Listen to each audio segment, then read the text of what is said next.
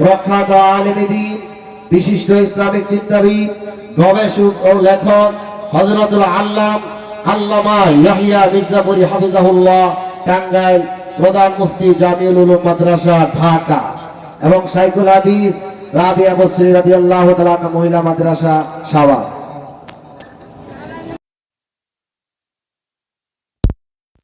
আসসালামু আলাইকুম ওয়া রাহমাতুল্লাহ।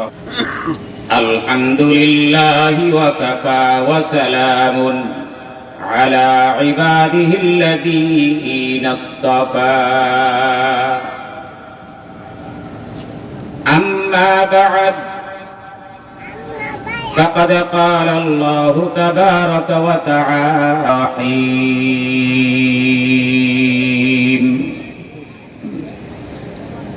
شهر رمضان الذي أنزل فيه القرآن هدى للناس وبينات من الهدى والفرقان. وقال تعالى: إنا نحن نزلنا الذكر وإنا له لحافظون. وقال تعالى في شان حبيبه صلى الله عليه وسلم: إن الله وملائكته يصلون على النبي يا أيها الذين آمنوا صلوا عليه وسلموا تسليما. شكل بري اللهم صل على محمد وعلى آل محمد كما صليت على إبراهيم وعلى آل إبراهيم إنك حميد مجيد. اللهم بارك على محمد وعلى آل محمد كما باركت على إبراهيم وعلى آل إبراهيم إنك حميد مجيد. بلغ العلا بكماله كشف الدجى بجماله حسنت جميع خصاله صلوا عليه وآله. لا إله إلا الله. زوره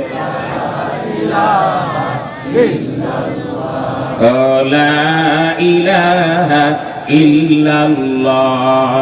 الله الله الله لا إله إلا هو.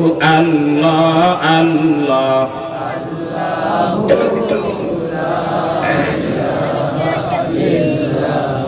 سبحان الله والحمد لله ولا إله إلا الله. سبحان الله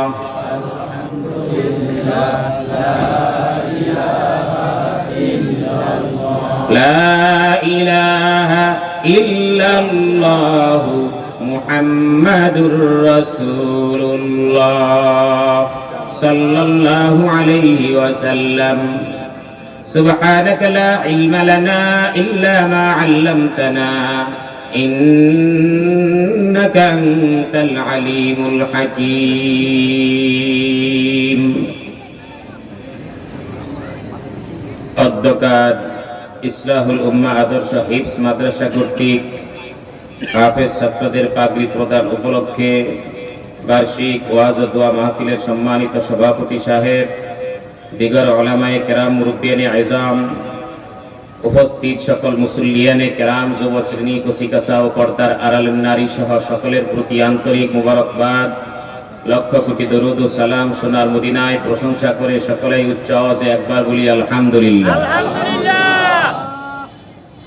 লা ইন শাকারতুম লা আযীদান্নাকুম। আল্লাহ পাক বলেন, কোন নিয়ামতের শুকরিয়া আদায় যখন বান্দা করে, আল্লাহ পাক এই নিয়ামতের শুকরিয়া আদায়ের বরকতে তার নিয়ামতকে আরো বাড়ায় দেয়।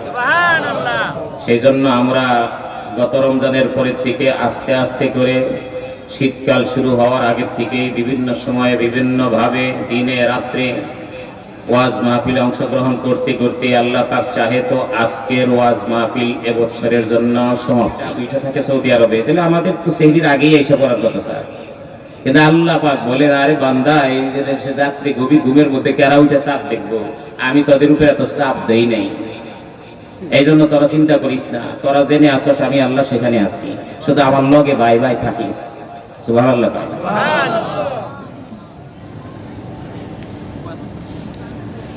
কুতিবা আলাইকুমুস সিয়াম কামা কুতিবা আলাল্লাযীনা মিন ক্বাবলিকুম লাআল্লাকুম তাত্তাকুন।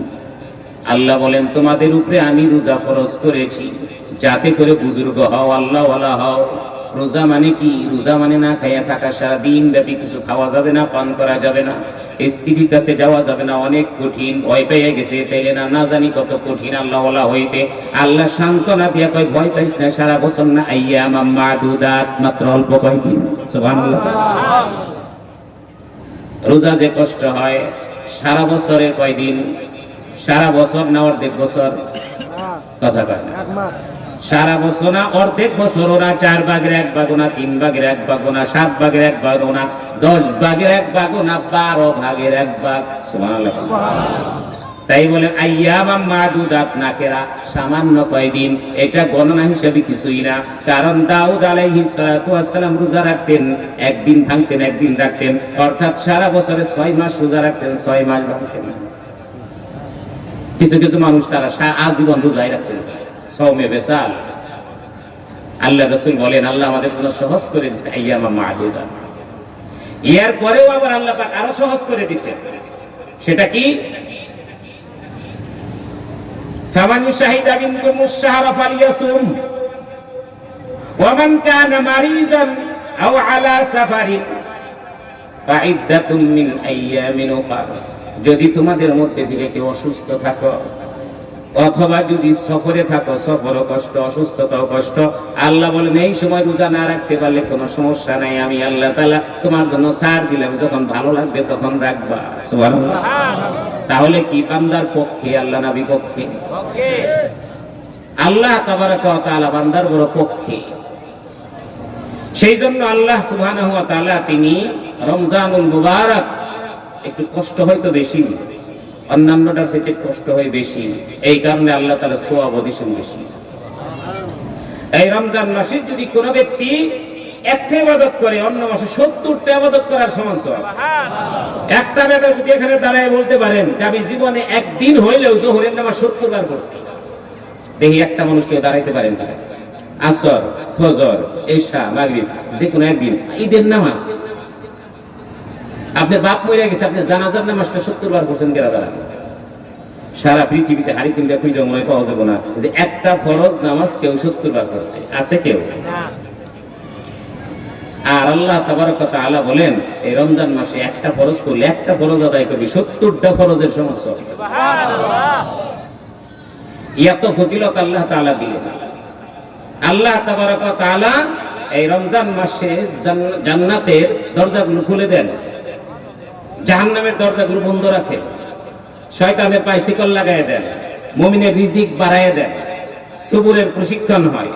এই সবুরের ধৈর্য যারা পাশ করে আল্লাহ রাসূল বলেন সাওয়াবুহু আল জান্নাহ, তার প্রতিদান হিসেবে নগদে আল্লাহ তার নামে জান্নাত লিখে দেয়। সুবহানাল্লাহ।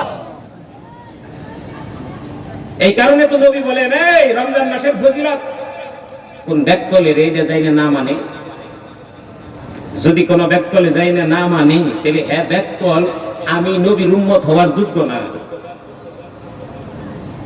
সেই জন্য নবী বলছেন যে আমার এই রমজান মাস পাইয়াও কোন ব্যক্তি তার জীবনের গুনাহ মাফ করতে পারলো না। কেন?